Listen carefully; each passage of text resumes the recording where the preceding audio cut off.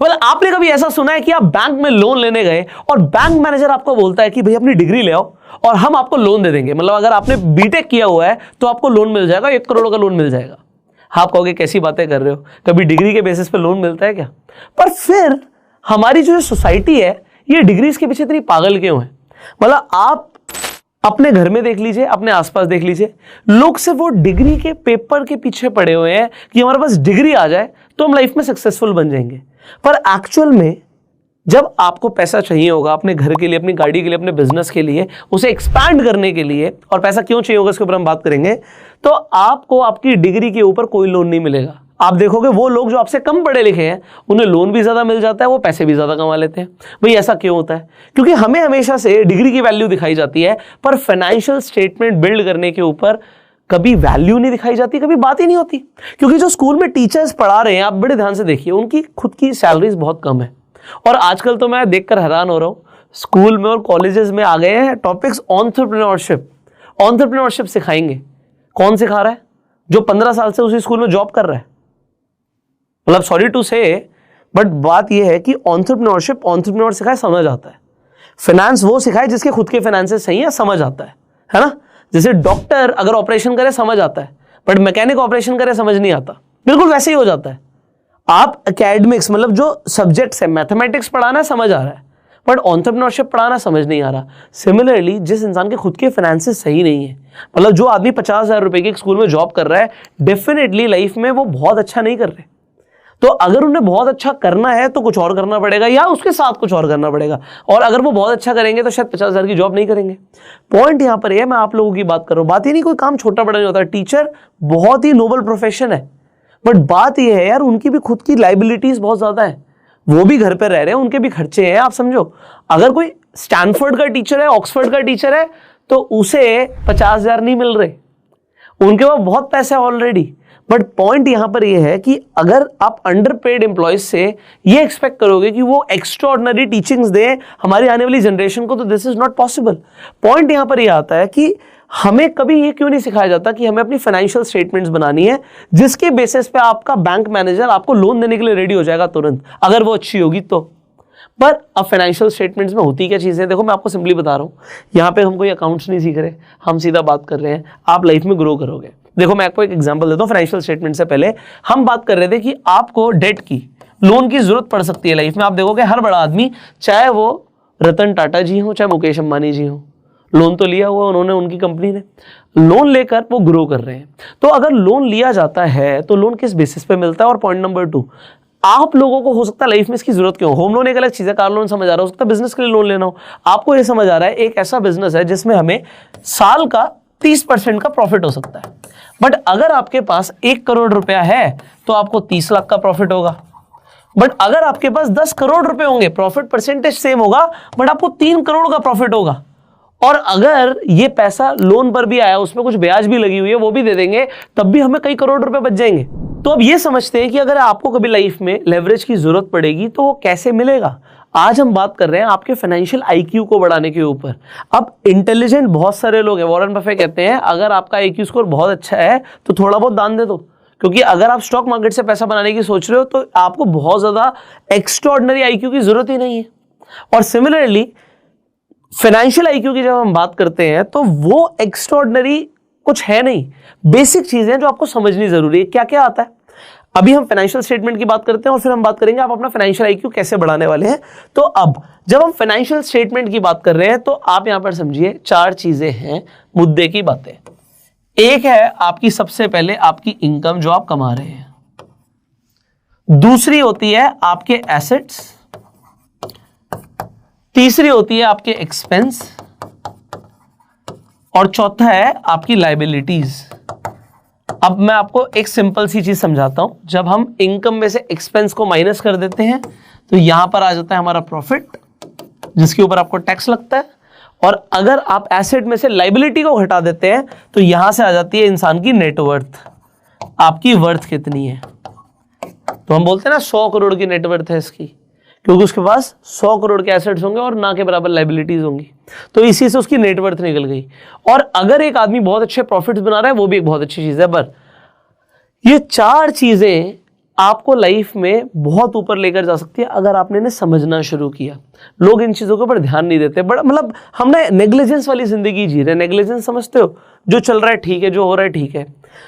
अब अगर आपने इन 4 चीज़ों को समझने की जरूरत यहां तक करी है कि ये चलो समझते हैं, तो एसेट वो चीज़ होती है जो आपकी जेब में पैसा लेकर आती है, लाइबिलिटी वो चीज़ होती है जो आपकी जेब से पैसा लेकर जाती है। हमें ये समझ आ गया अभी तक, अगर आप इस सीरीज के अंदर है, कि हमें एसेट्स को बिल्ड करना है, ऐसी चीज़ें जो हमारी जेब में पैसा लेकर आए, और ऐसी चीज़ों को कम करना है जो हमारी जेब से पैसा लेकर जाए। हमें अपनी इनकम बढ़ानी है और एक्सपेंस को कम करना है। ये बिल्कुल सिंपल चीज़ है, इतनी सिंपल है, बट फिर भी ये फाइनेंशियल आईक्यू की अगर मैं बात करूं, डेवलप्ड कंट्रीज के अंदर ऐसे लोग जिन्हें ये 4 चीजें डिटेल में पता हो, 10 में से 4 लोगों को पता होती हैं, 6 लोगों को नहीं पता होती। और डेवलपिंग कंट्रीज जैसे कि इंडिया के अंदर 10 में से 8 लोगों को ये 4 चीजें नहीं पता होती। आज आप मेरे चैनल पे सुन रहे हो तो बड़ा कॉमन है, बट अगर आप अपने आसपास किसी इंसान से पूछोगे भाई नेटवर्थ क्या होती है, एसेट्स क्या होते हैं, लाइबिलिटीज क्या होती है, तो वो नेग्लिजेंस में जी रहे हैं। उन्हें डिटेल में नहीं पता। आपको क्या हो सकता है उन्हें नाम नहीं पता हो, कंसेप्ट पता हो तो कॉन्सेप्ट ही पूछ लो।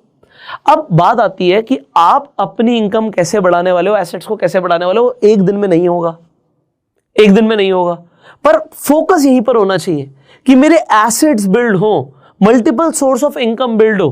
अब अपना फाइनेंशियल आईक्यू बढ़ाने के लिए आपको 3 चीजों पर सबसे पहले काम करना है। एक चीज, आपको बजटिंग करनी है। ऐसा नहीं है कि शॉपिंग पे गए, 10,000 का जूता समझ आ रहा तो वो खरीद लिया। हो सकता है वो आदमी 25,000 रुपए कमा रहा हो, 30,000 रुपए कमा रहा हो, आज आपके पास पैसे पड़े हैं, आपने 4 महीने सैलरी जोड़ी, आपके पास 1 लाख रुपए जुड़ गया अकाउंट में, 1 लाख रुपए जुड़ गया, बट क्या आप 10,000 का जूता खरीद सकते हो? आपको अगर उसमें 1 लाख रुपए है तो सही, तो वो खरीद सकता भी। 10,000 रुपए खर्च करना क्या बड़ी बात है? बट बड़ी बात है यहां पर आपको एक रूल समझना है। बजटिंग का एक सिंपल सा रूल होता है। हम फाइनेंशियल आईक्यू बढ़ाने की बात कर रहे हैं, तो आपको भी अपना आईक्यू बढ़ाना है। रूल समझना है 50, 30, 20 रूल। अब ये 100% हो गया ना। तो अगर आदमी कोई 25,000 कमा रहा है, 50,000 कमा रहा है, उसे कैसे खर्चा करना है, ये इस रूल के हिसाब से आप कर सकते हो। बट ये रूल मेरे हिसाब से सिर्फ तब तक वैलिड है जब तक किसी आदमी की सैलरी या इनकम 4 लाख रुपए से कम है। 4 लाख के ऊपर चीजें बदल जाती है, वक्त बदल जाता है, जज्बात बदल जाते हैं, बंदे का लेवल भी बदल जाता है। तो कहने का मतलब है 4 लाख से ऊपर आप कमा रहे हैं तो फिर आप ज्यादा सेव कर पाएंगे, इसे समझो। इसका मतलब यह है कि 50% आप जो भी कमा रहे हैं वो आपकी नीड्स में जाना चाहिए। अब भाई घर का राशन पानी है, बच्चों की स्कूल की फीस है, कुछ ऐसी चीजें हैं जो नीड्स हैं, मतलब रोटी कपड़ा मकान वाली बातें जो हैं वो आपकी नीड है। तो आप जो भी कमा रहे हैं वो अपनी बेसिक प्राइमरी नीड्स के ऊपर आप 50% का खर्चा कीजिए। 30% जो है वो आप अपनी चाहतों के ऊपर लगा सकते हैं, जैसे कि शूज लेना। बट अगर हम बात करें कोई आदमी 25,000 कमा रहा है तो 10% होता है 2,500 और 30% होता है 7,500। तो 7,500 आपको मैक्सिमम एलोकेशन है 1 महीने का उन चीजों के ऊपर जो आपकी चाहते हैं। तो चाहत अगर हम देखें, हमारी ये 10,000 का जूता और हमारा बजटिंग का एक रूल कह रहा है यार 30% से ऊपर जाएगा तो पंगे में आ जाएगा। तो आप अपने जो शूज लेना चाह रहे थे, जो आपकी वॉन्ट्स में आ रहा था, उन्हें अफोर्ड नहीं कर सकते। और अगर आपने खरीद भी लिए, मान लो 7,500 वाले खरीद लिए, तो फिर पूरे महीने और आप अपने वॉन्ट्स पे और खर्चा नहीं कर पाएंगे। अगर आप 25,000 कमाते हैं, आप ज्यादा कमाते हैं, तो आपका ये फॉर्मूले के अकॉर्डिंग चीजें चेंज हो जाएंगी, एलोकेशंस बदल जाएंगे। और 20% मिनिमम आपको सेव करना ही चाहिए। अगर आप सेव नहीं कर रहे हैं तो आप अपनी फैमिली को एक ट्रबल में डाल रहे हैं, अपने फ्यूचर को, अपने फाइनेंशियल फ्यूचर को एक खतरे में डाल रहे हैं, क्योंकि आप कमा तो रहे हैं और सारा उड़ा रहे हैं। तो एक वो पता नहीं इंटरनेट पर कोई वीडियो मैं देख रहा था, तो एक वीडियो आ गई कि जिस तरीके से कमाया उस तरीके से उड़ाया। जस्ट मैं एग्जैक्ट नहीं बोल पाऊंगा क्योंकि मुझे कुछ उसका मीनिंग याद है, तो मैं आपको दोबारा से बोल रहा हूँ, तो पार्डन मी फॉर दैट। तो कुछ ऐसा था, कोई शेर व शायरी चल रही थी, तो उन्होंने बोला कि जिस तरीके से हमने कमाया उसी तरीके से हमने उड़ाया, नोटों पर हमने कभी रबड़ नहीं बांधी। कमाया जैसे उसी शान से उड़ाया, कमाया जैसे उसी शान से उड़ाया भी, कभी भी नोट पे हमने रबर नहीं बांधा। तो ये सुनने में बड़ा अच्छा लगता है, बट भाई नोटों पे रबड़ बांधनी पड़ती है। वो आपने देखे ना, बनिए नोटों पे रबड़ बांध के रखते हैं तो धीरे धीरे जुड़ जाता है, उनके पास गड्डियां इकट्ठी हो जाती हैं। और जो लोग नोटों पे रबड़ नहीं बांधते ना, वो नोट कहाँ चले जाते हैं पता नहीं लगता। तो ये आदत डालिए, आप गुजराती मारवाड़ी बनियों से सीखिए कि भाई नोटों पर रबड़ बांधनी जरूरी है। लक्ष्मी माता बड़ी चंचल होती हैं, कभी एक के घर कभी दूसरे के घर, तो उन्हें संभाल के रखना बड़ा जरूरी है। तो यहां पर 20% आप सेव कीजिए। This is a formula for budgeting.